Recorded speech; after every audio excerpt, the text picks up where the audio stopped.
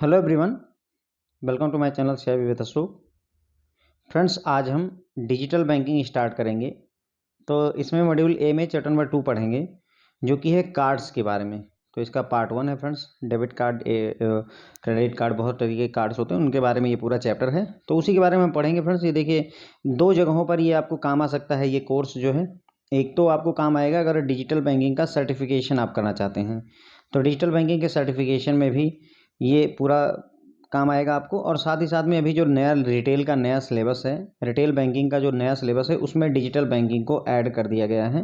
तो ये retail banking में भी आपको हेल्प करेगा, करंटली जो सिनेरियो है फ्रेंड्स। ओके, तो मैं इसे डिजिटल बैंकिंग ही कह करके पढ़ा रहा हूँ, ताकि अगर कोई केवल जो है सर्टिफिकेशन करना चाहता है तो वो भी पढ़े, और रिटेल बैंकिंग के साथ में भी आपको ऐड ऑन में अवेलेबल करवा दिया जाएगा, तो आप उसके लिए भी इसे पढ़ सकते हैं फ्रेंड्स। ओके, तो चलिए फ्रेंड्स शुरू करते हैं।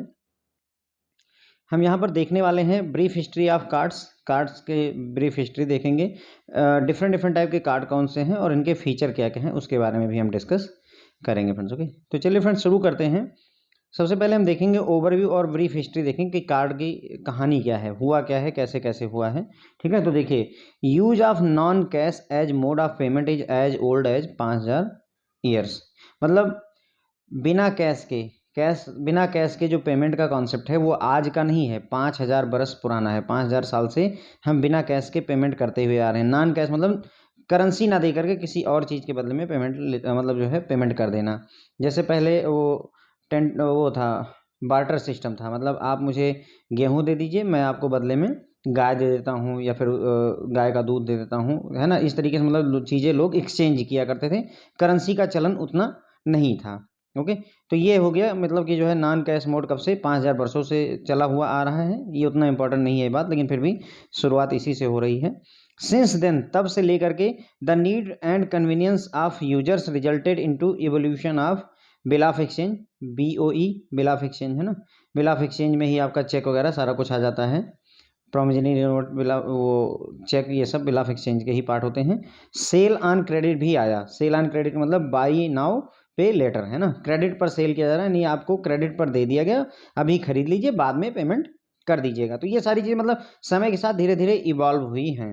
ओके, आप सबसे इंपॉर्टेंट जो बात है वो यहाँ से शुरू होती है, और इसके बाद लगभग सारी बातें जो हैं वो क्वेश्चन पूछे जाने वाले हैं। सबसे पहले banker John Wiggins introduce the first bank card, charge it, है ना, इन Brooklyn USA।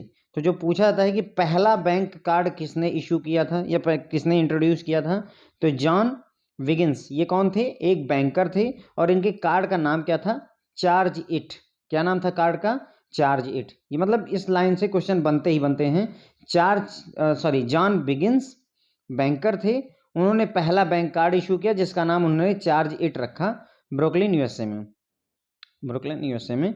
Whenever a customer used that card for a purchase at a local merchant, the charge was forwarded to Wiggins Bank, which reimbursed the merchant and retrieved the payment from customer। तो concept कैसे चलता था? मान लीजिए आपको ये जो charge it card है, ये बिगिंस के बैंक से आपको मिला हुआ है। ये कार्ड ले जा करके आपने कोई परचेजिंग की, मान लीजिए 2000 रुपये की परचेजिंग की, तो क्या होता था, वो 2000 रुपये उस पर कार्ड पर आ जाते थे, एक तरीके से समझ लीजिए। फिर ये जो है जो मर्चेंट था वो इस चार्ज को फॉरवर्ड कर देता था बैंक को, बिगिंस के बैंक को फॉरवर्ड कर देता था। वो बिगिंस का जो बैंक था वो पेमेंट कर देता था मर्चेंट को 2000 रुपये की, क्योंकि उसके पास कार्ड है कस्टमर के पास, इसलिए 2000 की पेमेंट कस्टमर के बिहाफ पर कर दी जाती थी बैंक के द्वारा। और बाद में बैंक का काम होता है कि जिस कस्टमर को 2000 रुपये का कार्ड यूज हो, उसको 2000 रुपये बैंक वसूले उससे, ना, रिट्रीव पेमेंट फ्रॉम कस्टमर। ये बैंक की जिम्मेदारी होती है। मतलब ऐसे सिंपल कॉन्सेप्ट लेकर के आए हुए थे, लेकिन it was relatively simple transaction, आसान ट्रांजेक्शन थी। क्यों? क्योंकि जितने भी चार्ज इट कार्ड होल्डर थे उन सब के पास में बिगिंस के बैंक में खाता भी था। मतलब कहने का ये हुआ कि बिगिंस का जो बैंक है उसी में अकाउंट है और उसी का कार्ड है। सिंपल हो गया ना। लेकिन अभी ऐसा नहीं रह गया। अभी देखिए, जैसे एक एग्जांपल के तौर पर समझ लीजिए, बैंक ऑफ बड़ौदा का कस्टमर है। अब बैंक ऑफ बड़ौदा में उसका कार्ड है, और बैंक ऑफ बड़ौदा में ही उसका, मान लीजिए जो है, उसका अकाउंट भी है। और तीसरा केस होगा, बैंक ऑफ बड़ौदा क्या है, एटीएम मशीन भी है।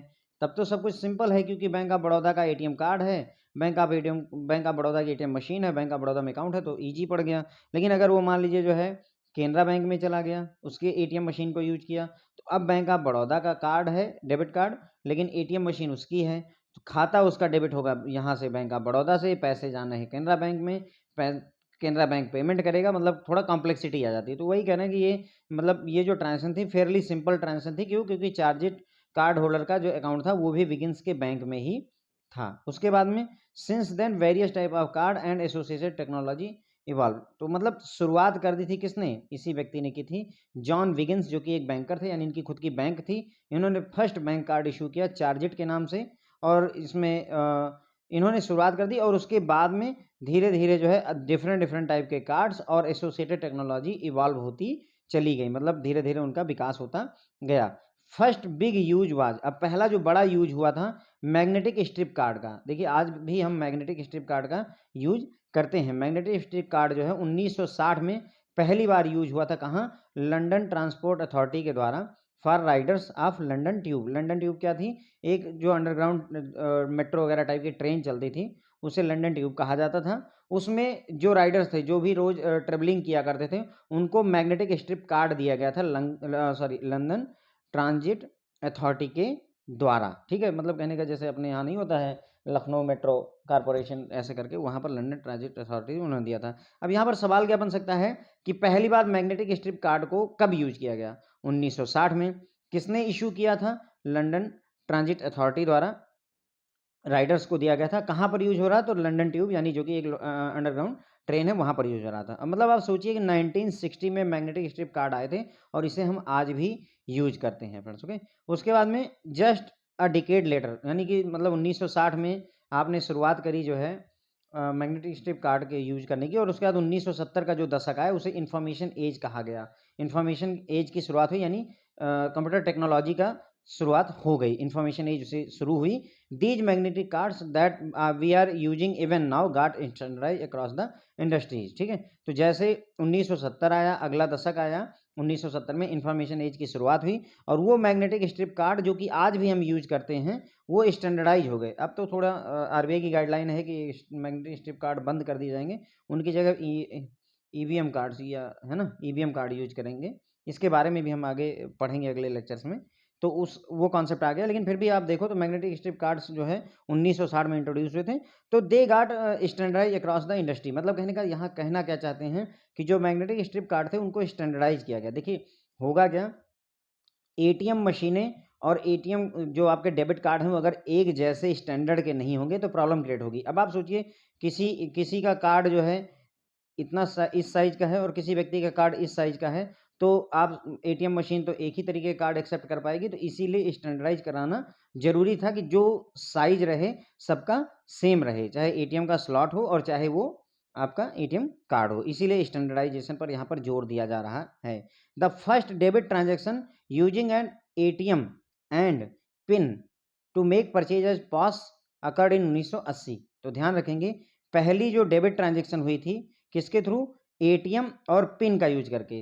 एटीएम होता है फ्रेंड, यहाँ पर फुल फॉर्म भी पूछे जाते हैं, ऑटोमेटिक टेलर मशीन होती है एटीएम मशीन, और पर्सनल आइडेंटिफिकेशन कार्ड होता है पिन।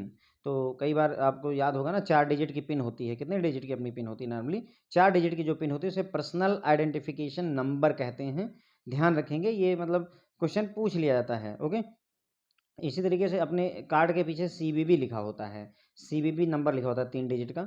आप फुल फॉर्म बताइए जरा सा कमेंट सेक्शन में, सीवीवी होता क्या है? ठीक है, तो पहला जो डेबिट ट्रांजैक्शन हुआ था एटीएम और पिन का यूज करके फ्रेंड्स, वो 1980 में हुआ था। कब हुआ था?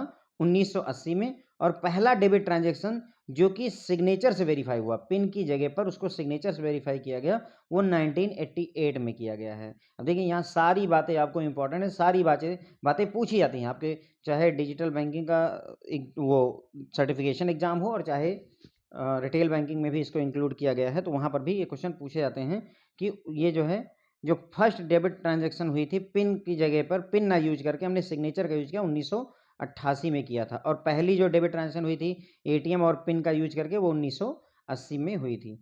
उसके बाद में अब आगे बढ़ेंगे, वेरियस टाइप ऑफ कार्ड की हम बात करेंगे।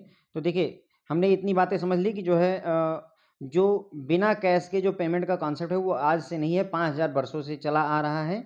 इसी वजह से कस्टमर को कन्वीनियंस देने के लिए बिल ऑफ एक्सचेंज का इवोल्यूशन हुआ, बिल ऑफ एक्सचेंज आया। जिसमें बिल ऑफ एक्सचेंज में ही प्रोमिसरी नोट और चेक वगैरह आ जाते हैं। सेल ऑन क्रेडिट का कॉन्सेप्ट अभी हमें लगता है कि क्रेडिट कार्ड जो है फेयरली नया कॉन्सेप्ट है, लेकिन फिर भी देखिए सेल ऑन क्रेडिट का कॉन्सेप्ट पहले भी था। दुकानदार के पास जाइए, आप बोलिए कि हमें 20,000 रुपये का कोई सामान खरीदना है, वो बोलता है कि ठीक है कोई बात नहीं, आप ले जाइए, हर महीने हमको 2-2 हज़ार रुपये देते जाइएगा। तो मतलब बाय नाउ पे लेटर का कॉन्सेप्ट पहले से भी सेठ, साहूकार, महाजन वगैरह चलाते थे। अब पहला सवाल है आपसे कि जो पहला बैंक कार्ड इशू हुआ था वो किसने इशू किया था? तो जॉन विगिन्स थे, जो कि बैंकर थे, इनका खुद का बैंक था। उन्होंने पहला बैंक कार्ड इशू किया है, पहला बैंक कार्ड, ध्यान रखेंगे। और उसका नाम क्या था? चार्ज इट था। ठीक है। कॉन्सेप्ट कैसे चलता था? जब भी कोई कस्टमर कार्ड का यूज करके परचेज करता था लोकल मर्चेंट में, तो वो जो चार्ज थे वो किसको भेज दिए जाते थे? विगिन्स के बैंक को भेज देते थे। मान लीजिए कस्टमर ने 2,000 रुपये की शॉपिंग की, तो वो 2,000 रुपये बिगिन्स के बैंक को भेज देते हैं। बिगिन्स का जो बैंक था वो रिइम्बर्स कर देता, वो पैसा वापस कर देता था किसको? मर्चेंट को, है ना, लोकल मर्चेंट को वापस कर देता था कि भाई आपकी पेमेंट हो गई यहाँ पर।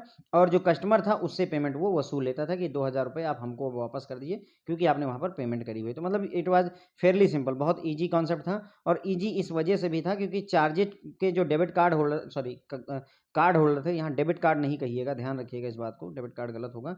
बैंक कार्ड का जिक्र किया गया, this was neither debit card nor credit card, ऐसे कहिएगा, बैंक कार्ड। तो जो चार्जेट कार्ड था फ्रेंड्स आपका, उसके चार्जेट कार्ड के होल्डर, जो अकाउंट होल्डर जो थे या कार्ड होल्डर जो थे, उनके अकाउंट भी बिगिन्स के बैंक में ही थे, इसलिए ये सिंपल ट्रांजैक्शन थी। तब से लेकर के डिफरेंट डिफरेंट टाइप के कार्ड्स और उससे रिलेटेड टेक्नोलॉजी का इवोल्यूशन होता रहा है।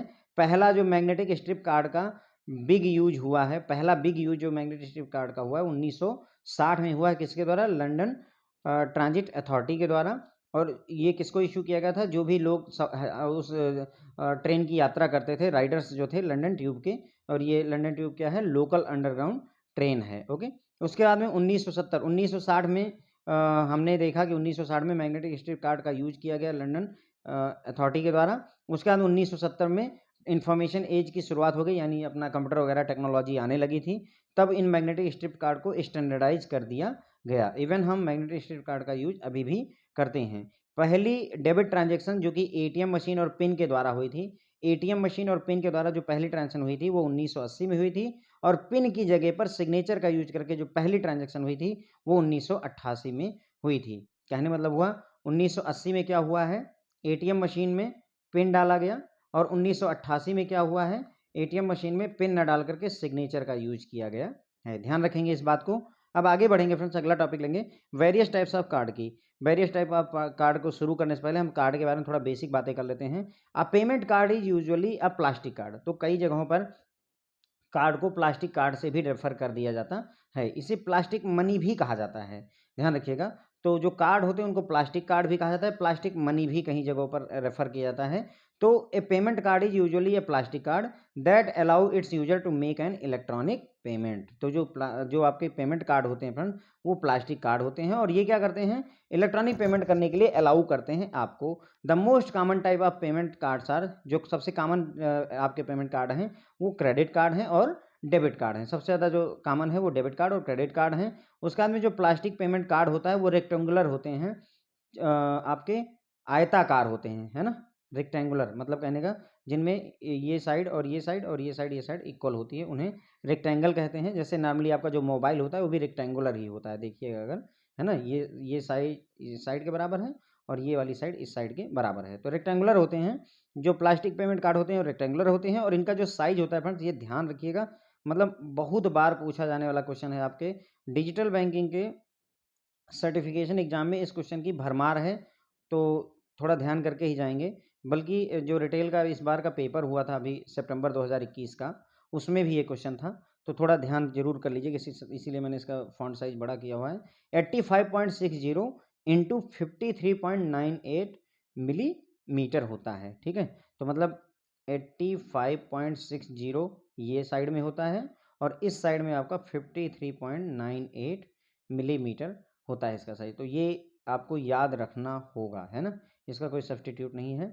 चाहे, और पता है जब आपको क्वेश्चन देते हैं तो वो ऐसे इतना कंफ्यूजिंग देते हैं, 85.59, 85.60, 85.61, तो मतलब एग्जैक्ट वैल्यू याद करके जाइए, क्योंकि एकदम कंफ्यूज करने के लिए बहुत नियरेस्ट वैल्यू यूज कर लेते हैं इन साइज। तो ठीक है, तो जो रेक्टेंगुलर होता है हमारा पेमेंट कार्ड जो होता है वो रेक्टेंगुलर होता है और उसका साइज ये होता है 85.60 और लंबाई ये हो गई, चौड़ाई हो गई आपकी 53.98 मिलीमीटर। और ये ऐसा इस साइज़ का इसलिए बनाया गया है तो ताकि ये फिट हो सके यूजर्स के वॉलेट में। जो आपकी वॉलेट होती है, जो आपकी पर्स होती है, उसमें इसको फिट करने के पर्पज़ से इसका जो शेप है, जो साइज़ है, वो ऐसा रखा गया है। ओके।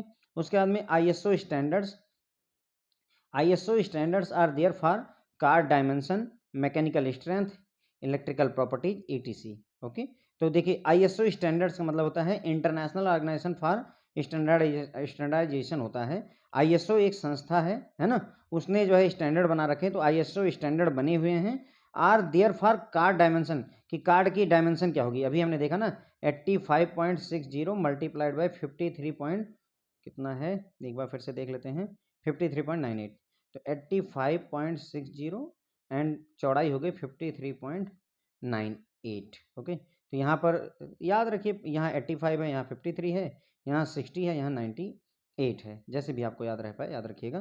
तो कितना कार्ड की डायमेंशन होनी चाहिए, वो मैकेनिकल स्ट्रेंथ कितना उसमें फिजिकली कितना मजबूत होना चाहिए, इलेक्ट्रिकल प्रॉपर्टीज, सारी चीज़ों के लिए स्टैंडर्ड बनाए गए हैं। And card slots in ATMs and POS ETC, मतलब जो कार्ड का स्लॉट होता है एटीएम मशीन के अंदर में, जब आप कार्ड इंसर्ट करते हो तो जिस स्लॉट में वो इंसर्ट होता है उसका भी स्टैंडर्ड बना हुआ है। मैंने बताया ना कि ताकि सभी बैंकों के कार्ड, जैसे ऐसा नहीं कि बैंक ऑफ बड़ौदा का कार्ड जो है PNB के एटीएम पे या HDFC के एटीएम पर एक्सेप्ट नहीं होता है, वो इसीलिए ही एक्सेप्ट होता है, सभी जगहों पर एक्सेप्ट होता है क्योंकि जो भी एटीएम या पॉस मशीनें हैं उनके स्लॉट का साइज डिसाइडेड है। जो एटीएम कार्ड हैं उनके कार्ड का डायमेंशन डिसाइडेड है, उनकी इलेक्ट्रिकल प्रॉपर्टी पहले से ही डिसाइडेड है।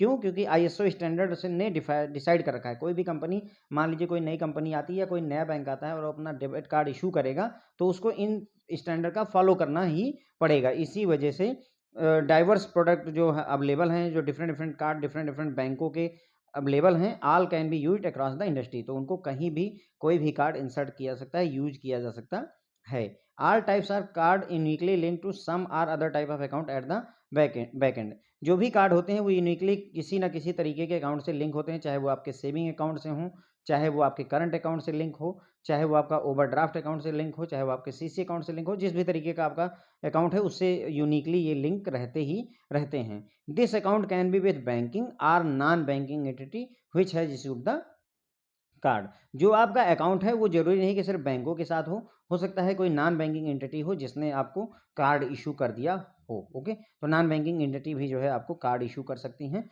और आपका अकाउंट बैंकिंग और नॉन बैंकिंग दोनों तरीके की एंटिटी के साथ हो सकता है। There are various types of card in circulation in market issued by bank and non bank entities. तो मतलब डिफरेंट डिफरेंट टाइप के कार्ड ऑलरेडी मार्केट में सर्कुलेशन में हैं। जैसे आजकल देखिए धनी फ्रीडम कार्ड ऐसे करके आते हैं ना, तो वो नॉन बैंकिंग एंटिटी हो गई ना आपकी, उन्होंने भी कार्ड इशू कर रखा है। ओके फ्रेंड, तो ये हो गया, हमने समझ लिया डिफरेंट टाइप के कार्ड में। हमने देखा कि जो पेमेंट कार्ड होते हैं फ्रेंड्स वो प्लास्टिक कार्ड होते हैं, इन्हें प्लास्टिक मनी भी कहा जाता है और ये इलेक्ट्रॉनिक पेमेंट करने के काम आते हैं हमारे। मोस्ट कॉमन जो पेमेंट कार्ड है उनमें क्रेडिट कार्ड और डेबिट कार्ड आता है। जो प्लास्टिक पेमेंट कार्ड होते हैं वो रेक्टेंगुलर होते हैं, इनका शेप अगर पूछा जाता है तो ध्यान रखिएगा स्क्वायर नहीं होता, रेक्टेंगुलर होता है। ओके, वो रेक्टेंगुलर होता है। इसका डायमेंशन क्या है, लेंथ जो है 85.60 होती है और ब्रेथ इसकी 53.98 मिलीमीटर होती है। और ये इस साइज के इसलिए बनाए जाते हैं ताकि यूजर के वॉलेट में आसानी से फिट बैठ जाएं। ठीक है, जितने भी कार्ड हैं उनके लिए कार्ड की डायमेंशन, उनकी मैकेनिकल स्ट्रेंथ, उनकी इलेक्ट्रिकल प्रॉपर्टीज, जो भी एटीएम मशीनें हैं, जो भी पॉइंट ऑफ सेल मशीनें हैं, उनके कार्ड का स्लॉट का साइज कितना होगा, सारी बातों को ISO स्टैंडर्डाइज किया गया है ताकि कोई भी मशीन, किसी भी एटीएम में आप किसी भी बैंक का कार्ड या किसी भी एंटिटी का कार्ड इंसर्ट कर सके, चाहे वो बैंकिंग हो चाहे नॉन बैंकिंग हो। जितने भी टाइप के कार्ड होते हैं वो कहीं ना कहीं किसी न किसी अकाउंट से लिंक होते हैं, some or other type of account से लिंक होते हैं बैक एंड पर। ठीक है, और ये अकाउंट आपका बैंकिंग या नॉन बैंकिंग एंटिटी के साथ हो सकता है जिसने कार्ड को इशू किया है। मार्केट में बहुत तरीके के कार्ड जो है सर्कुलेशन में ऑलरेडी हैं, कुछ बैंकों के द्वारा, कुछ नॉन बैंकिंग एंटिटी द्वारा इशू किए गए हैं। अब हम बात करेंगे product feature of different type of card. Different different type के कार्ड के बारे में एक बेसिक इंट्रोडक्शन टाइप का हम लेंगे। ओके, इसमें हम डेबिट कार्ड के बारे में, क्रेडिट कार्ड के बारे में, एटीएम कार्ड के बारे में देखेंगे। इन तीनों को इसी लेक्चर में हम निपटाएंगे। उसके बाद में अगले लेक्चर में हम देखेंगे फ्रेंड्स प्रीपेड कार्ड PPI के बारे में। PPI का मतलब होता है प्रीपेड इंस्ट्रूमेंट होता है फ्रेंड्स। ओके, इन्हें प्रीपेड कार्ड कहते हैं या प्रीपेड इंस्ट्रूमेंट। ठीक है, PPI। तो PPI जो होते हैं बेसिकली फ्रेंड्स तीन तरीके के होते हैं। Close system PPI, semi close system PPI, open system PPI. वैसे मैंने पहले एबीएम में इसको पढ़ा रखा है, पर फिर भी यहाँ पर हम फिर से एक बार पढ़ लेंगे प्रीपेड कार्ड्स के बारे में, स्टोर्ड वैल्यू कार्ड के बारे में, चार्ज कार्ड के बारे में और वर्चुअल कार्ड। तो ये इतना सारा हम नेक्स्ट लेक्चर में देखेंगे। अभी के लिए हम तीन कार्ड का, डेबिट कार्ड, क्रेडिट कार्ड और एटीएम कार्ड की बेसिक बातें देख लेंगे, सारी बातें नहीं देखेंगे। Debit card, a debit card allow the card holder to withdraw money directly from his bank account using A ATM. तो डेबिट कार्ड की जो बेसिक मतलब बेनिफिट है वो यही है कि अगर आपका बैंक के साथ अकाउंट है तो उस बैंक ने अगर आपको डेबिट कार्ड दे रखा है तो आप किसी भी एटीएम मशीन से अपना पैसा विड्रॉ कर सकते हैं। ये सब बेसिक बातें हैं फ्रेंड्स। अब इसको हम चूंकि बैंकर्स हैं तो इसमें बहुत ज़्यादा नई बात नहीं आपको मिलने वाली है। तो debit card allow withdrawal of money directly from his bank account using ATM. तो एटीएम मशीन का यूज करके आप अपने खाते से पैसा विड्रॉ कर सकते हैं। It also facilitate user to swipe the card at point of sale. तो पॉस मशीन पर भी, पॉइंट ऑफ सेल मशीन पर भी, at merchant location for goods and services purchase. तो अगर आप कहीं जाते हैं, टीवी खरीदते हैं, मोबाइल खरीदते हैं, बुक्स परचेज करते हैं, तो आप वहाँ पर अगर point of sale machine, POS machine रखी हुई है तो वहाँ पर अपना कार्ड स्वाइप करके जो भी गुड्स और सर्विसेज आपने परचेज की उसकी पेमेंट आप मर्चेंट लोकेशन पर, मर्चेंट की दुकान पर खड़े होकर के कर सकते हैं। Customers account in banking non banking card issuers book is debited immediately in transaction session itself. अब इसकी जो खासियत होती है, जो भी आपका अकाउंट होगा, कस्टमर का जो भी अकाउंट होगा, चाहे वो बैंकिंग एंटिटी के साथ है चाहे नॉन बैंकिंग एंटिटी के साथ है, वो इमीडिएटली जो है डेबिट हो जाता है। कार्ड आपने इंसर्ट किया, अमाउंट डाला, तुरंत ही आपका जो अकाउंट है वो तुरंत ही डेबिट हो जाता है, उसी ट्रांजैक्शन के दौरान ही इमीडिएटली डेबिट हो जाता है। अगर मान लीजिए आपके खाते में बैलेंस नहीं है तो ट्रांजैक्शन डिक्लाइन हो जाती है। In case of transaction amount not getting covered in the account balance the transaction fails, है ना। अगर मान लीजिए आपके खाते में पैसा कम है तो आपकी ट्रांजैक्शन फेल कर जाती है, पैसा आपको नहीं मिलता है। मान लीजिए आपके खाते में 5,000 रुपये और आपने 10,000 रुपये विड्रॉ करने की कोशिश की, तो चूंकि 5,000 खाते में है तो पैसा 10,000 कहाँ से निकल आएगा, ठीक है। तो इस वजह से ट्रांजैक्शन फेल हो जाती है। Same card can also be used for online shopping and e commerce transaction. तो जो आपका कार्ड है, अभी तक हमने देखा, एक तो कैश विड्रॉ कर सकते हैं आप एटीएम से, दूसरा हमने देखा पॉइंट ऑफ सेल मशीन पर जा करके आप उसको स्वाइप कर सकते हैं। इसके अलावा आप ऑनलाइन शॉपिंग और ई कॉमर्स ट्रांजेक्शन भी कर सकते हैं, इसमें कोई दिक्कत नहीं है। You can do online shopping and e commerce transaction also. अब एक विशेष तरीके की ट्रांजेक्शन होती है कार्ड नॉट प्रेजेंट ट्रांजेक्शन। कई बार पूछी गई है कि कार्ड नॉट प्रेजेंट ट्रांजैक्शन क्या होती है, तो इसीलिए मैंने इसको येलो मार्क किया हुआ, थोड़ा ध्यान रखिएगा।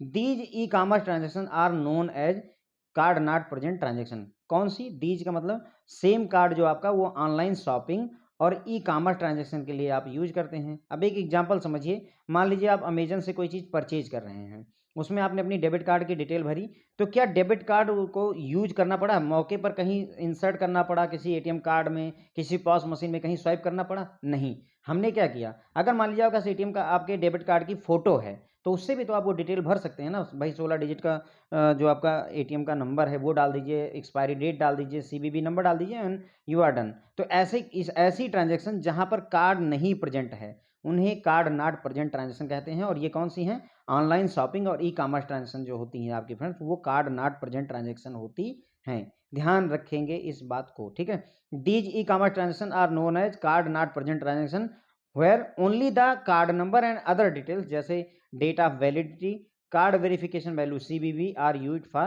initiating payment to merchant. Physically the card need not be present। यहाँ पर जो खास बात है कि फिजिकली आपका कार्ड वहाँ पर मौजूद हो ट्रांजैक्शन करने के लिए, ऐसा जरूरी नहीं है। Physically the card need not be present, तो आपका जरूरी नहीं कि फिजिकली कार्ड प्रेजेंट हो, फोटो भी होगी तो भी चल जाएगा काम। क्लियर हो गई बात। तो यहाँ पर हमने देखा कि कार्ड नॉट प्रेजेंट ट्रांजैक्शन कौन सी होती है, जो आपकी ई कॉमर्स वाली ऑनलाइन शॉपिंग वाली जो ट्रांजैक्शन होती है फ्रेंड्स, वो कार्ड नॉट प्रेजेंट ट्रांजैक्शन होती है, क्योंकि आपको सिर्फ कार्ड का नंबर और जैसे कार्ड की वैलिडिटी और सीबीबी नंबर चाहिए होता है। अब सीबीबी नंबर क्या होता है?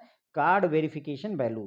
फ्रेंड्स सीबीबी का फुल फॉर्म होता है कार्ड वेरिफिकेशन वैल्यू। अभी मैंने आपसे थोड़ी देर पहले पूछा था कमेंट करने को, तो ये उसी का फुल फॉर्म है। सीबीबी का मतलब कार्ड वेरिफिकेशन वैल्यू होता है। तो अगर आपने 16 डिजिट का, ध्यान रखिए कितने डिजिट का होता है आपका कार्ड नंबर, 4 जो है डिजिट के 4 स्लॉट होते हैं ना आपके, तो कुल मिलाकर के 16 डिजिट का आपका एटीएम जो कार्ड नंबर होता है वो होता है। तो card not present transaction clear हो गई। जहां पर फिजिकली आपका कार्ड नहीं यूज हो रहा है उसे कार्ड नॉट प्रेजेंट ट्रांजैक्शन कहते हैं। ये मोस्टली आपकी ऑनलाइन शॉपिंग और ई कॉमर्स वाली ट्रांजैक्शन होती हैं। और सीबीबी इसमें जो यूज होता है, कार्ड के पीछे 3 डिजिट का आपको नंबर दिया होता है, हर कार्ड के पीछे जो स्ट्रिप होती है उसके बगल में ज़्यादातर लिखा होता है, उसे कार्ड वेरिफिकेशन वैल्यू सीबीबी और पिन का फुल फॉर्म क्या होता है फ्रेंड? जो आप 4 डिजिट की पिन डालते हैं उसका फुल फॉर्म क्या होता है? कमेंट सेक्शन में लिखिए, मैंने अभी थोड़ी देर पहले आपको बताया था।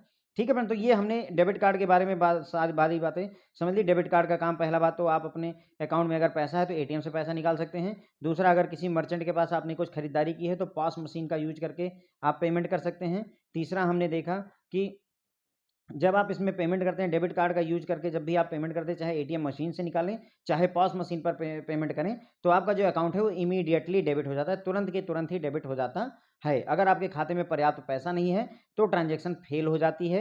उसके बाद में इस कार्ड को आप ऑनलाइन शॉपिंग या ई कॉमर्स ट्रांजेक्शन के लिए भी यूज कर सकते हैं। अगर आप जो है ऐसी ट्रांजेक्शन करते हैं जिसमें फिजिकली जो है कार्ड का प्रेजेंट रहना जरूरी नहीं है, तो वैसी ट्रांजेक्शन को कार्ड नॉट प्रेजेंट ट्रांजेक्शन कहते हैं। ये मोस्टली ई कॉमर्स ट्रांजेक्शन होती हैं। अब अगर आपसे मैं कहूं कि एटीएम मशीन पर मैंने कैश विड्रॉ किया है, क्या ये कार्ड नॉट प्रेजेंट ट्रांजैक्शन है? तो नहीं, ये गलत होगा। एटीएम मशीन पर आपका फिजिकली कार्ड होना चाहिए, उसी को आप इंसर्ट करोगे तभी वो रीड होगा। ओके, तो ये बात कार्ड नॉट प्रेजेंट की अब हमें क्लियर हो गई। कार्ड नॉट प्रेजेंट ट्रांजैक्शन के दौरान हम सीवीवी नंबर भी प्रेजेंट करते हैं। कार्ड का नंबर चाहिए, उसकी वैलिडिटी चाहिए, कार्ड ना सीवीवी नंबर, जिसे कार्ड वेरिफिकेशन वैल्यू भी कहते हैं, सीवीवी। तो क्लियर हो गई इतनी बात। अब उसके बाद में आगे बढ़ेंगे फ्रेंड, क्रेडिट कार्ड की बात करेंगे। A credit card allow the card holder to use the card against a line of credit approved by card issuing bank और ऑर्गेनाइजेशन। तो क्रेडिट कार्ड क्या होता है? क्रेडिट कार्ड में जो कार्ड होल्डर होता है उसको एक लाइन ऑफ क्रेडिट दे दी जाती है बैंक के द्वारा। जैसे आप मान लीजिए आपको क्रेडिट कार्ड दिया गया, उसकी जो है लिमिट आपको सेट कर दी गई 50,000 रुपये। तो हुआ क्या, बैंक ने आपको 50,000 रुपये की एक लिमिट, लाइन ऑफ क्रेडिट या लिमिट सेट कर दी है, ठीक है, ताकि आप जो है उतना पैसा कहीं भी खर्च कर सकते हैं। Okay, a card issuer normally allow the card holder to repay the used amount either in full or in part. Okay, तो अब मान लीजिए आपने महीने भर में 25,000 रुपये की शॉपिंग की अपने क्रेडिट कार्ड को यूज करके, तो कई बैंक होंगे जो फुल पेमेंट मांगे कि 25 का 25 अगले बार वापस कर दीजिए, और कुछ होते हैं जो पार्सल भी पेमेंट एक्सेप्ट करते हैं। मान लीजिए उसमें से आप 10,000 रुपये वापस कर दें तो भी काम चल जाएगा, जिसे मंथली मिनिमम रीपेमेंट कहते हैं, MMR है ना, मंथली मिनिमम रीपेमेंट बोलते हैं। तो इससे भी काम चल जाता है फ्रेंड्स। ओके, तो यानी कि कार्ड में जो भी बिलिंग हुई है उसमें फुल भी पेमेंट अलाउ होती है, पार्शियल पेमेंट भी अलाउ होती है। अगर आप पार्ट में करते हैं तो एक मिनिमम लिमिट होती है कि मिनिमम मंथली मिनिमम रीपेमेंट शायद 5% होती है, जो भी आपका ड्यू है उसका 5% आपको देना पड़ता है। ठीक है, उसके बाद the card can be used eight pass device at merchant location for goods and services purchase. अब चूंकि आपका क्रेडिट कार्ड है तो वो पास मशीन पर भी, पॉइंट ऑफ सेल मशीन पर भी यूज हो जाता है। The issuer gives a credit limit to the card and in transaction session balance of this limit available is used following shortfall. ठीक है, तो वही बात, जैसे आपके खाते में बैलेंस नहीं होगा अगर, तो आपकी ट्रांजेक्शन फेल हो जाती है। वैसे ही मान लीजिए आपको कार्ड की लिमिट जो है 50,000 रुपये दी गई है, और आपने इस महीने में मान लीजिए 45,000 रुपये की शॉपिंग ऑलरेडी कर रखी है और 15,000 की और शॉपिंग करने जाएंगे, तो आपकी लिमिट एक्सीड अगर कर रही तो ऐसे केस में आपकी ट्रांजेक्शन फेल हो जाती है। Okay, many credit cards also allow cash advance facility, यानी cash withdrawal facility at ATM. तो बहुत सारे क्रेडिट कार्ड जो होते हैं वो अलाउ करते हैं कि आप कैश विड्रॉ कर लीजिए, एटीएम मशीन पर जाइए, अगर आपकी 50,000 रुपये की लिमिट है तो आप पूरा 50,000 रुपये विड्रॉ कर लीजिए, जैसे नॉर्मल डेबिट कार्ड से करते हैं, बट विथ इंटरेस्ट चार्ज। लेकिन दिक्कत ये है कि इसमें इंटरेस्ट बहुत ज़्यादा लगता है।